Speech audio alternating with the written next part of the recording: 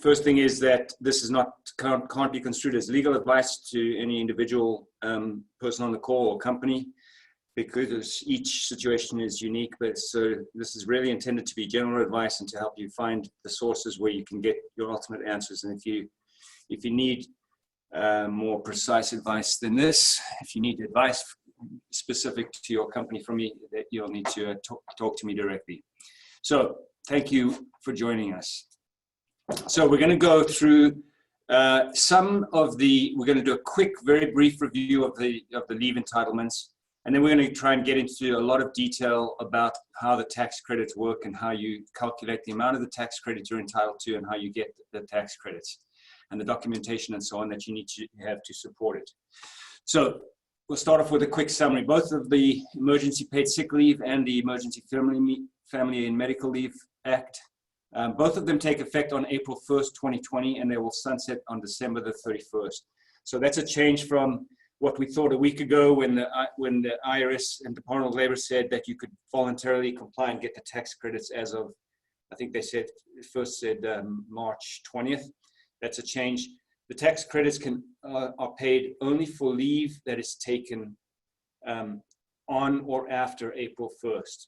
And it's the day that the leave is taken that matters, not the day that payment is actually made. So if you have a payroll that's running, say now, and it covers a period before April 1st and a period after, you only get the tax credit for the days that occurred, the leave that was taken on or before April 1st. And by the same token, when you make a payment in January of 2021, to the extent it relates to leave taken on or before December 31st, it will be eligible for the credit. So emergency paid sick time can be taken if the employee is unable to work for 5 reasons and potentially more if we get some guidance at some point on that. The first 3 here are really particular to the employee. The employee themselves is in quarantine or isolation related to COVID-19. The employee has been advised by a healthcare provider to self-quarantine because of concerns related to COVID-19, or the employee is experiencing symptoms of COVID-19 and is seeking a medical diagnosis. So those are all personal to the employee. Then the next 2, the employee are caring leave justifications. The first one is caring for somebody who is subject to one of those quarantine orders or a healthcare provider telling them that they should be quarantined or in isolation. And then the 5th one is really the big one that's going to impact a lot of people, and that is the employee is caring for a son or a daughter. If the school or place of care of the son or daughter has been closed, or the child care provider of the son or daughter is unavailable due to COVID-19 precautions. So this one is, I think, going to be by far the biggest reason for people to take the leave. And then after those first 2 weeks, you can get emergency family leave, and that only applies for people who are unable to work or telework because of the need to care for the son or daughter under age of 18. So that's the last reason for the sick leave is the only reason that continues for family leave. And they're consistently interpreted according to the guidance we've got. So there's no distinction between those 2 kinds of leave. It's if the school or place of business is closed because of precautions due to COVID-19, then or unavailable, or the carers are unavailable, then to the extent that an employee is unable to work or telework because of that, they're entitled to that emergency family leave. One new requirement that is implicit or stated actually in the IRS Q&As, where they talk about what documentation you need to have to support your tax credit, is that you need to have some documentation. Yeah, you need to have a statement from an employee if they're caring for a child over the age of 14 during daylight hours, and that's the reason they're unable to work. Then you need a statement from the employee that special circumstances exist requiring the employee to provide care. We'll get more into the documentation, but that's kind of a new one. It's the idea being during daylight hours, kids over 14 ordinarily don't need somebody to care for them unless there's special circumstances. I would imagine that there would be something like a special needs child who you can't just leave alone even though they're over age 14, or something else. They don't say anything more about it other than that. So back to the emergency paid sick time. How much you get? Full-time employees get 80 hours of sick time, and part-time employees get a prorated amount. Essentially, the idea being it's 2 weeks. It's the equivalent of 2 weeks of work at that person's regular schedule. And then for the emergency paid family leave, it's 10 weeks, and they start after 10 weeks of paid leave, and that starts after the first 2 weeks of paid sick time leave. Some points about the family leave. It counts against their regular family leave entitlement.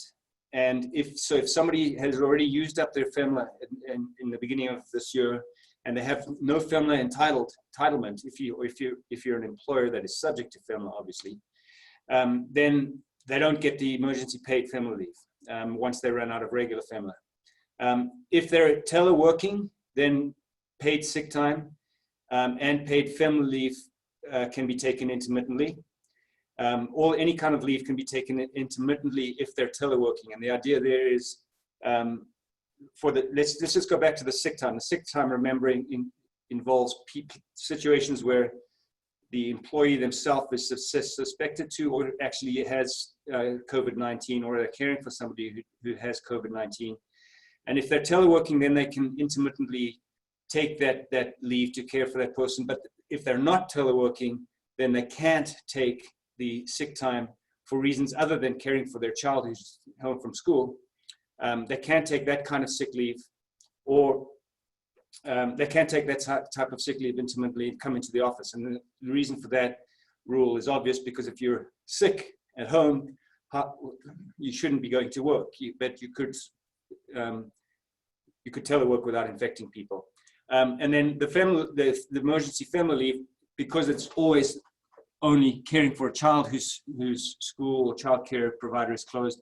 So the concern that the parent actually has COVID-19 is significantly different than on the other kinds of leave that can be taken intermittently. Both of them are both the amount that you have to pay for both of these leaves is based on the regular rate of pay determined under the Fair Labor Standards Act. And it's either 100% or 2/3 of that number multiplied by the number of hours the employee would otherwise be normally scheduled to work, but for the paid sick time or the family leave, or emergency family leave. So the idea there is that you're only paying them for the hours that they're in fact not able to work because of the qualifying reason. For sick time, for quarantine, isolation, or seeking diagnosis, that's the first 3 reasons of sick time. Those are the very personal reasons of sick time. It's 100% of regular pay, subject to a maximum of 511 per day and 5,110 in the aggregate, and that is per employee, obviously not per employer. So for the sick time caring for others, or for being home from school, caring for others, it's 2/3 of the regular rate and subject to a maximum of 200 per day or 2,000 in the aggregate for the 10 days of sick leave, or 200 a day and 10,000 in the aggregate for the 50 days of family leave. So I think the concept there is basically, if you're sick with COVID-19, you're getting more money. And if you're just caring for somebody else, you're not getting, the limits, you're not getting as much. The employer's treatment of paid sick time and earned emergency family pay is, all of those dollar amounts that you're paying that are required under the Act are not subject to the employer's share of Social Security tax, but it is subject to the employer's share of Medicare tax. So, and that's kind of we'll get to that in a second. You have to pay the tax, but then you get a credit for it. And then it's also subject to the employee's Social Security, Medicare, and income tax withholding. So the employee doesn't get, this isn't tax-free for the employee. The initial tax benefit before we get into tax credits is that the employer does not have to pay the employer's share of the Social Security taxes on the amount of sick leave and emergency family leave. So let's take an example. Have a full-time employee paid at a rate of $30 an hour. and they could work full-time at home, except that their child is off school, so they can only work half-time at home. The rest of the time, they're taking care of their child. So the employer would pay them their full wages of $30 an hour for 20 hours per week, and the employer would pay the sick time or family leave emergency hours at $20 an hour, which is 2/3 of 30. And in that case, the employee would use 2.5 days of earned paid sick time per week. So that situation could continue for 4 weeks before that employee used up their full 10 days of sick time. The employer could, if they wanted to, supplement the 1/3 of pay for those 20 hours of sick time and bump them up to the 30. So the employer could pay the same amount. They could just pay full wages to this employee if they wanted to, and then claim the tax credit. They would be claiming the tax credit only for the $20 an hour times 20 hours per week. Let's take another example. This illustrates how the caps on the maximum amount work. So now it's the same employee, except where their rate of pay is $50 an hour, and same factual scenario. They could work, but they're only working. Could work full time at home, but they're only working half time. And the employer pays them the full wages now, the $50 for the 20 hours a week. And then when the employer pays the sick time or the emergency family hours, they pay 20 hours, but only at $25 an hour. And the reason they're only allowed to pay $25 an hour is because 2/3 of 50 is $33.84, which is the initial 2/3 of the regular rate. But if you take that and figure it on a daily basis, which would be 8 hours, that's $266, which is more than $200 a day. And so we have to bump it down to 200 max per day, which means it's $25 times, because 25 times 8 is 200. So that's why we get $25 per hour for this employee. And they still use 2.5 days of earned paid sick time, and the employer could still supplement if they wanted to without getting a tax credit. So that illustrates the $200 max limit. So when it comes to taking the tax credit, let's turn now to the mechanics and how you determine the amount of the tax credit. The tax credit is up to 10 days of the qualified sick leave wages, and that's a defined term we're going to look at in a second, plus up to 10 weeks of the qualified family leave wages, another defined term, plus any qualified health plan expenses allocable to those wages. And there's two issues there. What are qualified health plan expenses and how do you allocate? And then plus the employer's share of the Medicare taxes imposed on those wages. So the Act says employers don't have to pay their share of the Social Security tax on these wages, but the employer does have to pay the employer's share of the Medicare taxes on these wages, and then the employer gets a credit for the share of the Medicare taxes it paid. So at the end, the employer is reimbursed for the Medicare taxes as if it hadn't paid them. The credit is taken against all of the payments that the employer would otherwise need to make for Medicare, Social Security, and income tax payments that they would have had to pay. That's for every one of those payments, whether it's withheld from the employee, whether it's a payment the employer would have to make, whether it's for people who are on leave or not on leave, all of the payments that you would normally be transmitting with each payroll for those taxes, you get to apply the credit against that. And if the credit is larger than the amount you otherwise would have to transmit and pay, then you get a refund for that. So we're going to talk now about what are the items that go into the amount of the credit, and then we'll get into the mechanics of actually getting your money. So the qualified sick leave wages and qualified family leave wages means wages that are normally subject to FICA taxes, but which are paid pursuant to the acts. So that's the amounts that you pay using all of the information we talked about before, and subject to those limits of $200 for leave to care for others, or $510 per day for leave for an employee's own personal isolation, quarantine, or diagnosis. And subject to those maximums of 10 total days and 50 days for family leave per employee. So those numbers are pretty straightforward. Then the qualified health plan expenses is an area where there's a lot less clarity. These are the amounts that are paid or incurred by the employer to provide and maintain a group health plan as defined in Code Section 5000B1, to the extent that those amounts are excluded from the employee's gross income. So very interesting to me is that the health plan costs includes both the employer's portion of the premiums. Let's just talk for a second only about a medical plan. It's a little bit more nuanced than that, but employer pays, say, 80% of the cost and the employee pays 20% of the cost. Both, even if the employee's share is paid with pre-tax dollars, then in other words, it goes through a cafeteria plan like mostly it would, then the employer gets the credit for both amounts. So that's a nice deal for the employer. The credit is only for the qualified health plan expenses that are allocable to the leave wages. So let's talk a little bit more about some of those concepts there. How you determine the qualified health plan expenses for a particular employee is you have to say, well, are they enrolled in a health plan? First of all, if they're not enrolled in a health plan, then there are no qualified health plan expenses for that employee. If they're enrolled in a health plan, you have to say, well, which plan are they enrolled in? And we determine the qualified health plan expenses separately for each plan. That would be if you have two major medical plans, or a flexible spending account is a separate plan. Plans that cover different groups of employees. Let's say you have employees in one state that are covered by one plan and employees in a different state that are covered by a different plan. Then the rules you would determine the costs separately. What is a group health plan?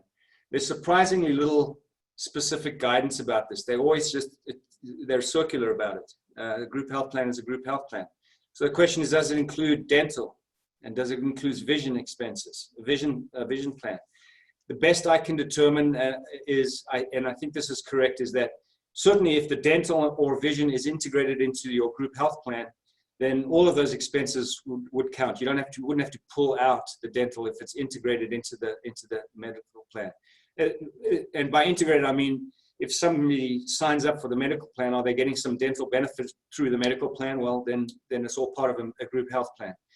But if you have standalone dental and vision, which many of you do, then those could be included, but only to the extent that they cover medical services. So in most cases, if you have like a dental plan that covers surgery, dental surgery, that's a group health plan. If you have a vision plan that just provides eyeglasses and contact lenses, that's not a group health plan. So I think the best practice there is to not count the vision expenses that stand alone. And in most cases, you will count the dental expenses. It also includes health reimbursement arrangements and health flexible spending accounts. And this presentation, I can't get into the nuance of each of those because it is fairly nuanced how you would allocate. There are some Q&As, the IRS Q&As do address that.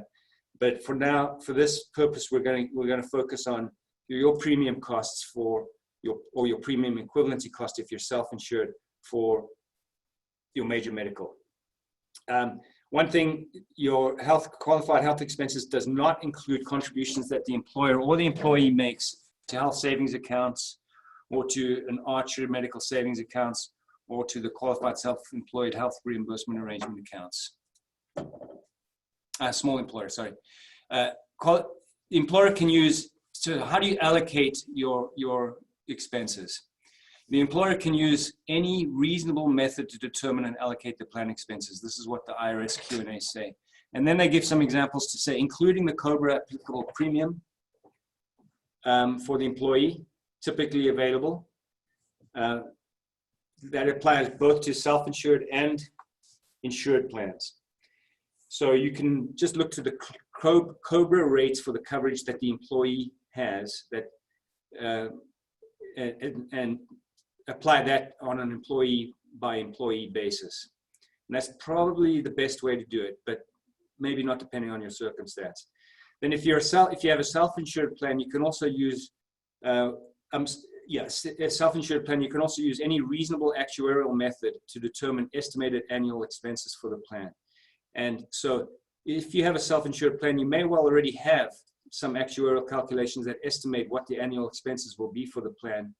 And you might want to look at that and see, does that make sense to say what your total costs of the plan are going to be, and then start allocating it out to employees from there. It's a little bit more convoluted because it's relatively simple to just say employee is enrolled in X coverage and the COBRA cost to maintain that coverage if the employee terminated would be, we know exactly what that is. And so that number is predetermined and would involve less work. An alternative way that insured plans can do it is they can also use an average premium rate for all employees. And we'll talk more about that. Or any substantially similar method that takes into account the average premium rate determined separately for employees with self-only and other than self-only coverage. So you can do this average premium rate for the whole plan, or you can say we're going to break it up into two groups. Those who have self-only coverage, they will be in one bucket, and we'll do the analysis on that basis. And everyone else, whether it's self plus children, self plus spouse, or family coverage, they're going to all be thrown in one other bucket, and we're going to look at the total cost and allocate it out that way. My gut tells me that unless you have a lot of people on this getting this kind of leave, you're probably going to want to pick a relatively simple method, which I think is the COBRA method.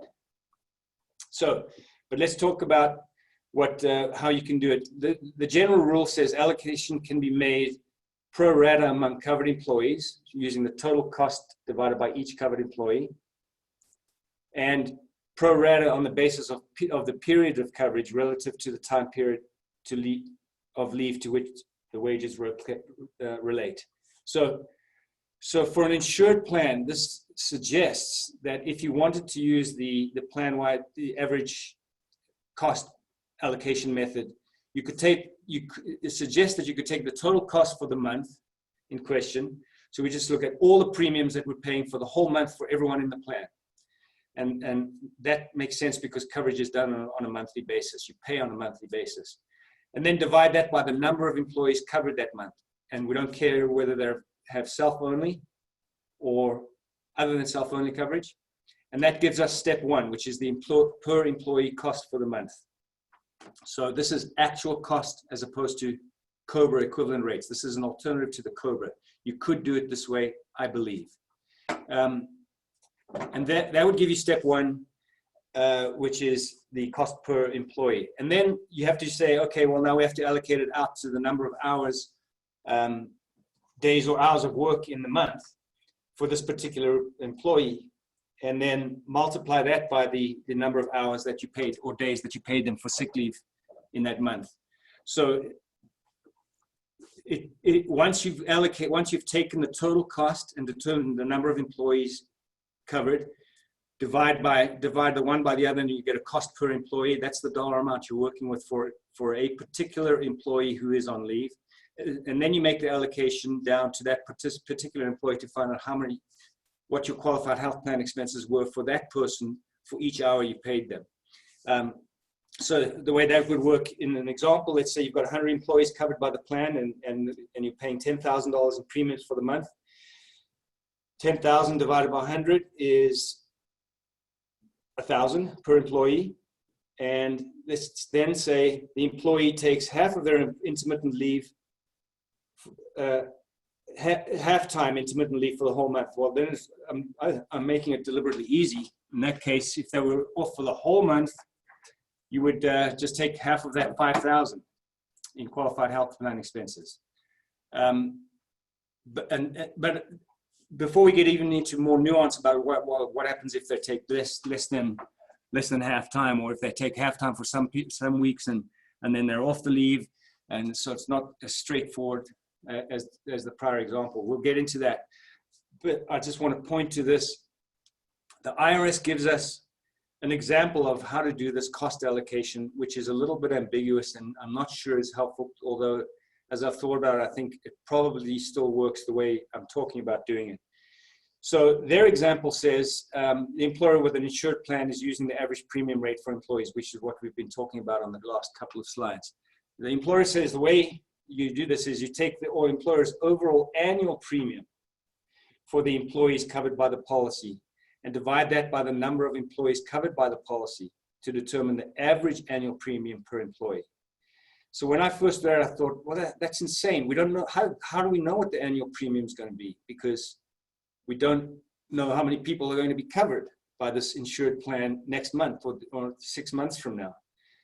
So maybe I'm being a little too literal, or maybe they just haven't, well, it's Q&As. They've done this a few times where they issue Q&As and you read and you go, it doesn't quite exactly work what you're saying, and then you get some guidance later. So I would not be at all surprised if we get some regulations from the IRS that clarify this. But my current take on it is that I think what they mean to say is that you do this each month, I think.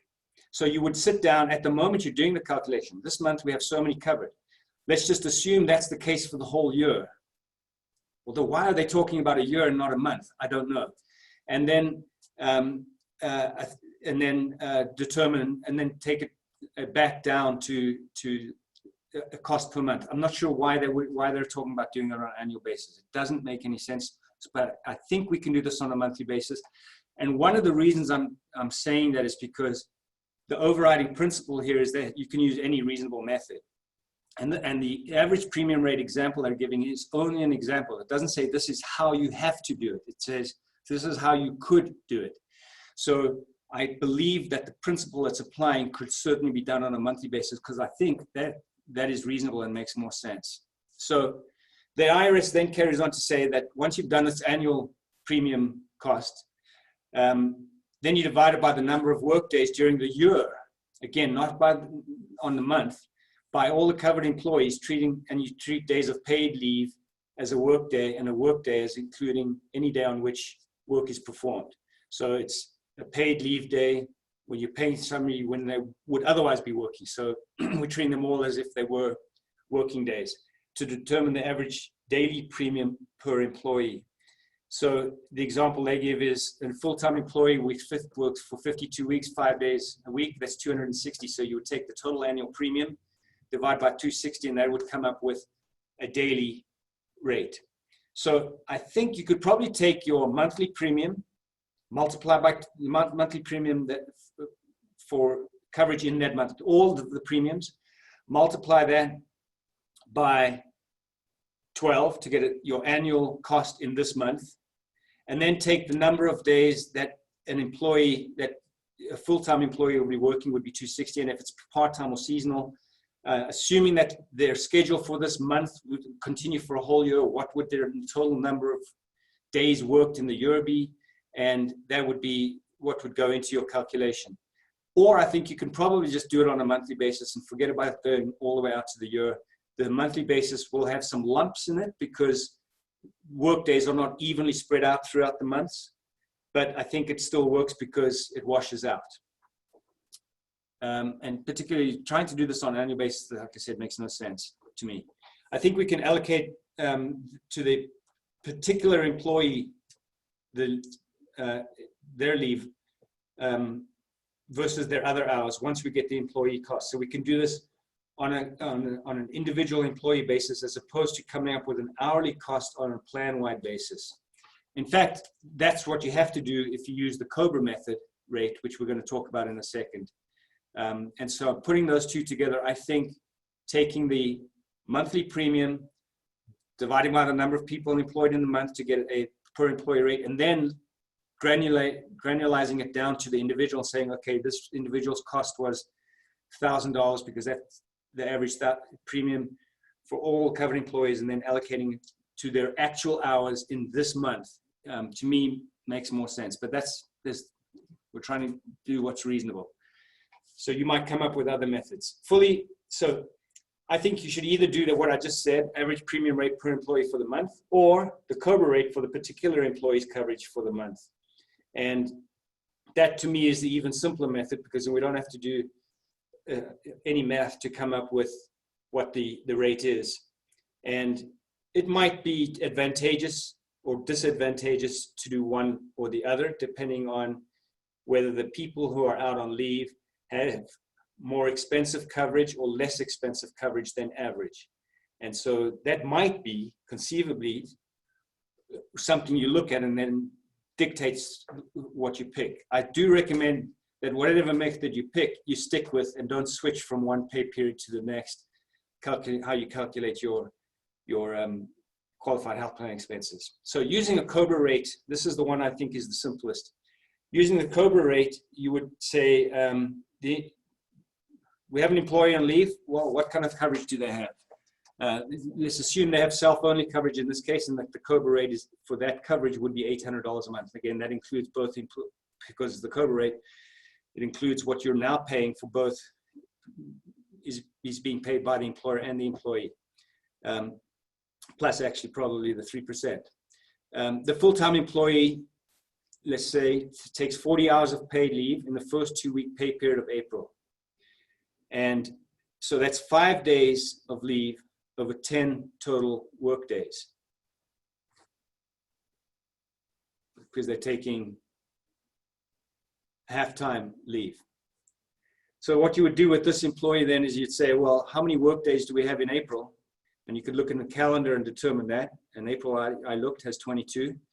So if they're taking 5 days over 22, that's 22.72%.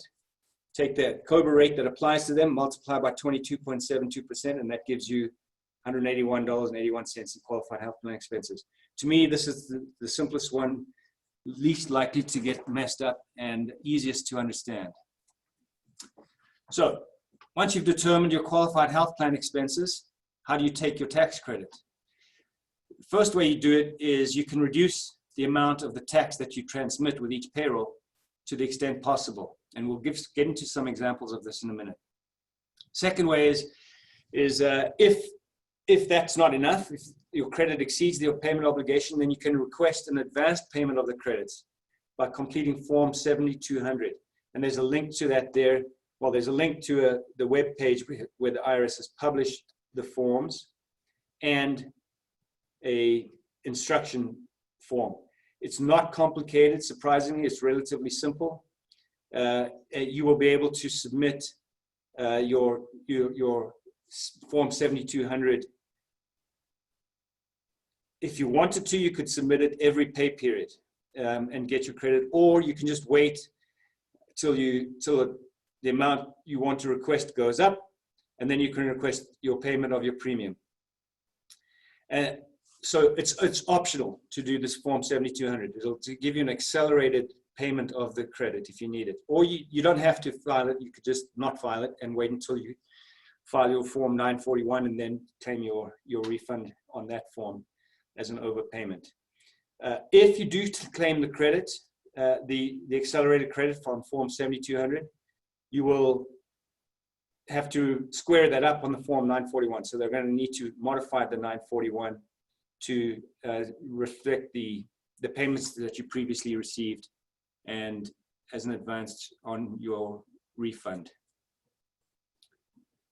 I'm not going to get into great detail on the self-employed business owners credit. Those will be claimed in the same dollar amounts, using the same kind of principles that we've talked about, and that'll be claimed on the individual tax return of self-employed people. Okay, so what do you need to do to document your tax credit? If you want to take the tax credit, you have to do the following things. You have to receive a written request for leave, from the employee, in which the employee provides specified details. They have to provide their name, the date, or the dates they're requesting the leave. They have to have a statement of the COVID-19 related reason they're requesting the leave, one of the stated 5 reasons. And they have to have a statement that they're unable to work, including by means of telework, for that reason. So you're going to need forms and policies that you're going to give to people to fill out so that they can give you this. It's going to be a form that they're going to have to write on and sign. And they're going to have to provide these details on that form so that you can document when somebody requested leave. In addition, if the leave is based on a quarantine order or self-quarantine advice, that's one of the first two reasons for the sick leave. Then the employee statement must include the name of the governmental entity ordering the quarantine, or the name of the healthcare professional if it's a healthcare professional advising self-quarantine. And if the person is subject to quarantine or advised to self-quarantine is not the employee, so if they're taking care of somebody who's in quarantine or has been advised to self-quarantine, then they have to include that person's name, the person they're caring for, and that person's relation to the employee. So some interesting points about this. The Department of Labor says you're only allowed to ask for the items we're going to list here. And you're allowed to ask for anything that the IRS says you need to support your claim for a tax credit. And you are not allowed to ask for more than that.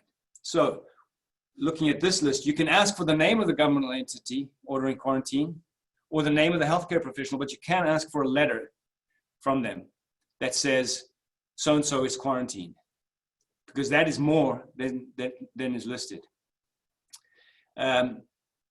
You can ask for the person's relation to the employee. I'm not sure, nothing so far in the guidance tells us what we should do with that information.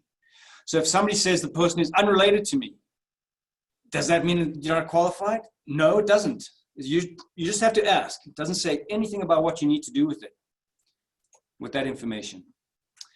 And the other big documentation, this is, like I said, the most significant leave most likely is if it's based on a school closing or childcare provider being unavailable, then the additional information you need from the employee, in addition to, I'm just going to go back for a second, in addition to these items, the name, date of which the leave is requested, and so on, which apply to every leave request. In addition to that, when somebody is requesting school childcare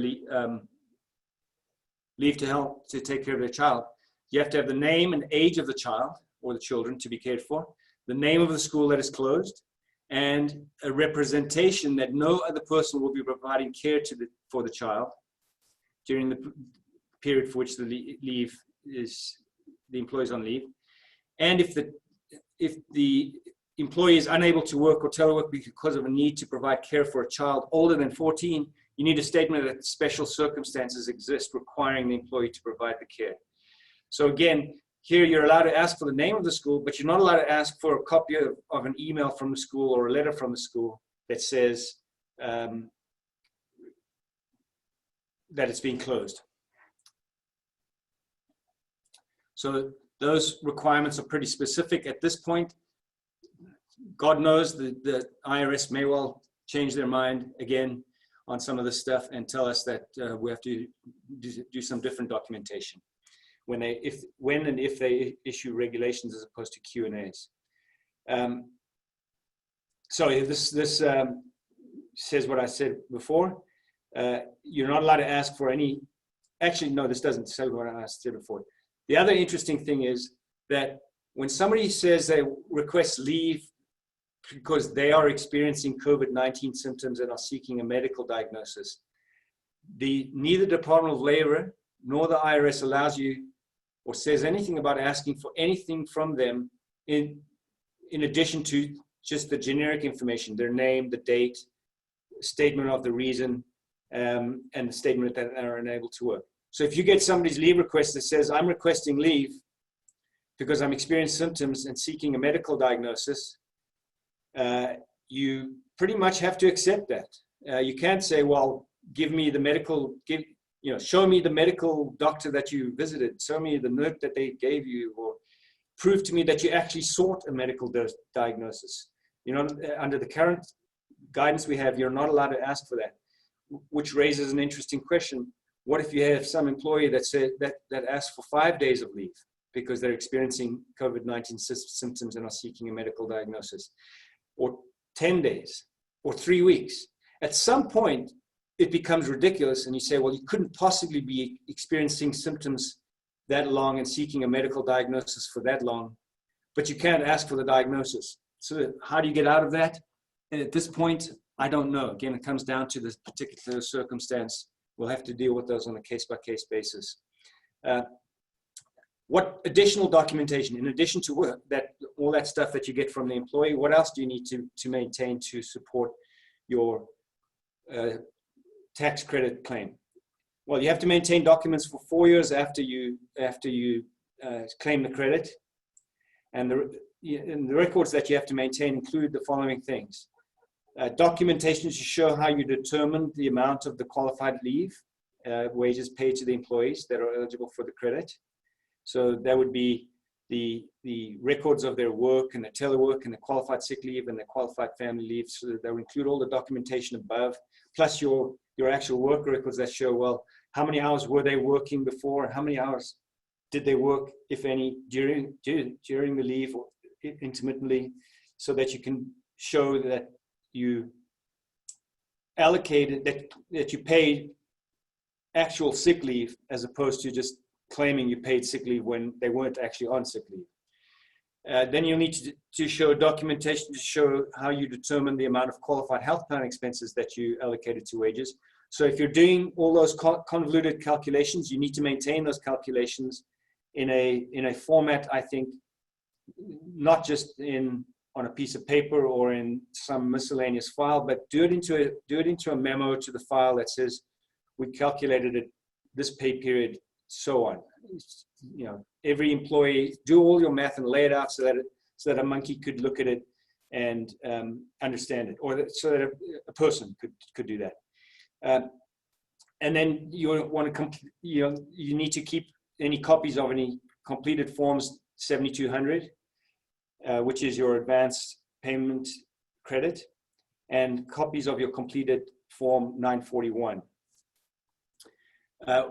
Quick comment on the forms 7200. If I didn't say this before, you can submit those multiple times during a quarter, and on each form it says, well, how much did you claim before, and that sort of gets factored into how much you're allowed to claim now. And it's pretty straightforward if you just follow the form. It actually is pretty well done. So let's take some examples of tax credits. Let's say employer pays $1,000 in qualified sick leave and family leave in a given pay period. And the employer doesn't owe their share of Social Security tax on the $1,000 because that's not charged, but it will owe $14.50 for their employer's share of the Medicare tax. Footnote, it'll get that back later. The employer will also withhold Social Security, Medicare, and income tax from their paid sick leave and family leave wages that it pays to the employee on that $1,000. So I'm assuming that combined, just for the sake of simple math, I'm assuming that a combined employee share of Social Security, Medicare, and withholding adds up to 10% of $1,000. Might be wrong, but let's just assume that. So $100 is withheld and would be paid over to the Treasury. The employer also calculates that its qualified health plan expenses allocable to the qualified leave wages that it paid is another $150. And the employer also pays another $10,000 in wages to employees who are not on leave. So it pays $1,000 in qualified sick leave wages and $10,000 in other wages. Against that $10,000 in other wages, it withholds from the employees all of their taxes, Social Security, Medicare, and withholding, and it owes its own employer taxes on Medicare, Social Security, and Social Security, and those add up to, in my example, $20,000. $2,000 on the $10,000. So using those numbers, we've got, this will work out. Here's how to work out. The employer's credit is $1,000 in qualified sick leave wages that it paid.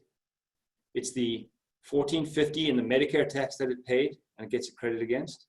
And it's the $150 in qualified health plan expenses. So the employer's total credit for qualified sick and family leave related reasons is $1,164.50. It can apply that $1,164.50 credit immediately against the 2014 50 that it owes to the IRS. And the 2014 50 is the $100 withheld against the Social Security, Medicare, and income tax from the sick leave employee, the $14.50 in employer medical taxes that the employer owed on the sick leave wages, and the $2,000 in combined employer-employee Medicare, Social Security, and income tax withholding on the other employees who are not sick leave wages employees. So it applies a credit of $1,164 against 2,114, and it could just pay $950 in payroll taxes for that payroll, and it would be square. So let's take another example where it works out slightly differently. So let's say that same employer pays $10,000 instead of $1,000. It pays a lot more in qualified sick and family leave wages. So all the numbers related to the tax credit are going to go up. Again, it doesn't owe the employer's share of Social Security tax, but on that $10,000, but it will still owe $145 for the employer's Medicare tax. And they also withhold Social Security, Medicare, and income tax from the sick leave wages, 10% of the $10,000, so it's $1,000 that they withhold from the employee who received the sick leave wages. And that now their qualified health plan expenses are $1,500. And that this part didn't change. The employer still pays only $10,000 in wages to other employees who are not on leave, and withholds $2,000 from that. So the employer, it withholds or owes $2,000 on that. The employer credit is now $11,645, and that's $10,000 in sick leave, $145 in the Medicare tax they paid on the sick leave, and $1,500 in qualified plan expenses. And they can apply that $11,000 against $3,145 only, because the amount that they would otherwise be paying is the $2,000 in Medicare, Social Security, and income tax withholding and employer payroll taxes owed on the wages paid to the non-sick employees, the $145 in employer Medicare tax owed on the sick leave wages, and the $1,000 withheld against the sick leave wages. So there's only $3,145 available. They file they run their payroll, they submit no payment with a payroll, and they can claim a refund of the $8,500 balance. Or they could do that immediately using that Form 7200, or they could just wait and see what happens next pay period and carry this $8,500 balance forward and apply it against what they owe next pay period. Or if they wanted to, they could just wait all the way till they file the 941 and square it all up there without having claimed any immediate refund.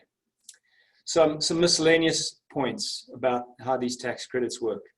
Can the employer receive both of these leave credits, the sick leave and the emergency family leave, and the employee retention credit under the CARES Act? The answer is yes, and in fact, the Form 7200 allows you is the form you use to claim both credits and combine them into one accelerated credit claim payment. If the employer meets the requirements for the employer retention credit, they can claim it on the same form. They can, and they can claim both of them, but they can't claim both of them for the same wage payments. So the credits for the employee retention credits are determined on wages that are paid to retain employees. You don't get to double dip and say these sick leave wages were retention wages. You only get to, you have to separate them out, but you're not disqualified from claiming both credits. Can the employer receive both of these leave credits and a small business interruption loan under the CARES Act?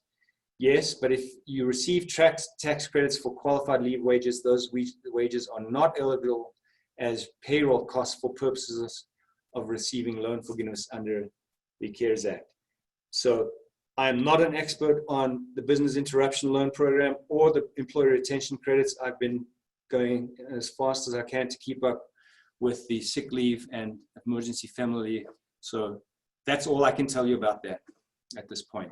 So what I'm going to do is take you all off mute. No, I will allow you, if you want to come off mute and ask a question. So right now, if you want to unmute and ask a question, you're free to do that. If you don't want to unmute and have the family noise broadcast everyone, then don't. And you can type a question into the chat box if you want, and I'll take a few minutes here and answer whatever questions anyone might have.